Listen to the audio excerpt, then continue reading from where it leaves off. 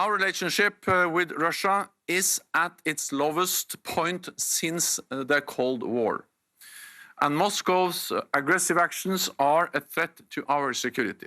We will keep our defenses strong while remaining ready to talk, to make our positions clear, avoid misunderstanding, and prevent escalation. Russia very much in the spotlight, Armin, and on that score, what's new?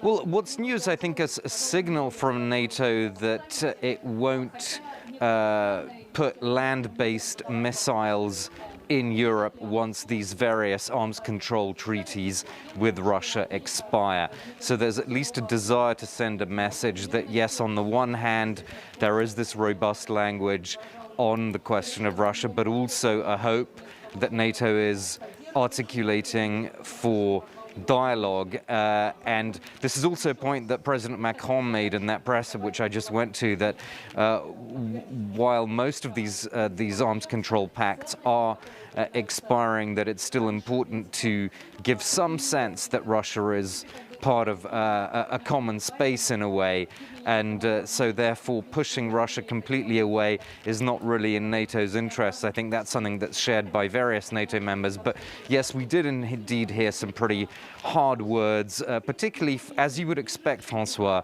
from the Baltic members of NATO and from Poland.